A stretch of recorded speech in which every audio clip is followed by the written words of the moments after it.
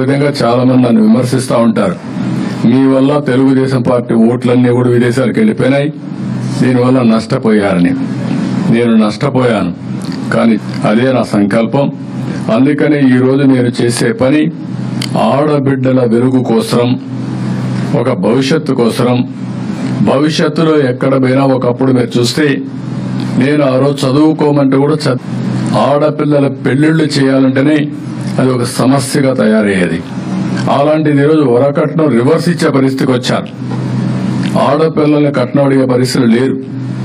ఏ తల్లి అయినా సరే, ఏ తండ్రి అయినా సరే, నేను అడుగుతున్నా, ఒకే క్వశ్చన్ అడుగుతున్నా, ఆడబిడ్డల పరిస్థితి 25 సంవత్సరాల కంటే ముందు ఎట్లుంది, ఈ రోజు ఎట్లుంది, మీ గుండె మీద చేసుకుని చెప్పమని కోరుతున్నా. ఏ ఆడబిడ్డ అయినా, ఐటీ చదువుకున్న ఆడబిడ్డ గాని, బాగా చదువుకున్న ఆడబిడ్డ ఉంటే కట్నాలు అడిగే పరిస్థితి ఉందని అడుగుతున్నా. ఒకప్పుడు మగ పిల్లలు ఆడపిల్లల్ని సెలెక్ట్ చేసుకునే పరిస్థితి నచ్చితే, ఈరోజు ఆ పరిస్థితి లేదు. పెళ్లి చూపులని ఇవన్నీ పెట్టి ఇప్పుడు ఆ పరిస్థితి లేకుండా పోయింది. ఆడబిడ్డ మగవాడిని నచ్చితేనే చేసుకునే పరిస్థితికి వచ్చింది.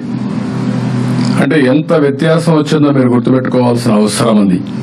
సమాజంలో ఎప్పుడు కూడా ఆడపిల్లలు గాని మగపిల్లలు గాని సమానంగా చూడడం, సమాన హోదా ఇవ్వడం, భవిష్యత్తు కూడా ఇద్దరికి సమానంగా కల్పించడం, తద్వారా మనం దేశ అభివృద్ధికి దోహదం చేసిన అవుతాం.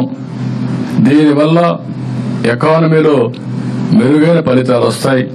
సంపద సృష్టించే వ్యక్తి, సంపద సృష్టించే శక్తి మహిళలకు ఎక్కువ ఉంది, మగవాళ్లకు ఉంది.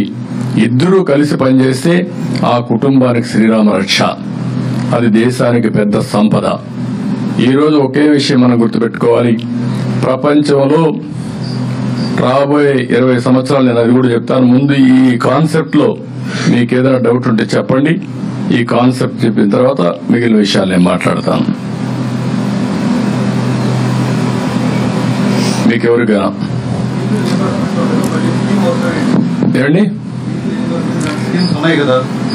స్టేట్ రీఎంబర్స్మెంట్ ఇచ్చేది డిగ్రీ వరకు ఇచ్చి వదిలేస్తున్నాం, లేదంటే పీజీ వరకు వాళ్ళకు నచ్చిన కోర్సులకు ఇస్తున్నాం. ఎండీలకు పోవాలన్నా, విదేశాలకు పోవాలన్నా ఎక్కడ డబ్బులు లేవు. వీళ్ళ టాలెంట్ ఎలిమెంటరీ స్కూల్కో హై స్కూల్కో పరిమితం చేయడం కరెక్ట్ కాదు. ఈరోజు డబ్బులుండే వాళ్ళు 50 లక్షలు, 20 లక్షలు, 30 లక్షలు పెట్టుబడి పెట్టి best universities in the world పంపిస్తున్నారు. నేను అందుకే విదేశ విద్యా విధానం తీసుకొచ్చాను. ఆ విదేశ విద్య కూడా కొంతమందికే పరిమితం అవుతుంది.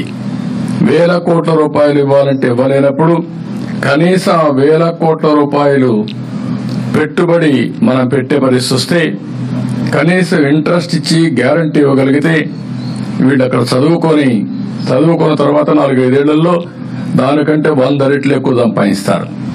100 రెట్లు ఎక్కువ సంపాదిస్తే ఈ 4-5 లక్షలు, 20 లక్షలు, 10 లక్షలు కట్టడం పెద్ద కష్టంగా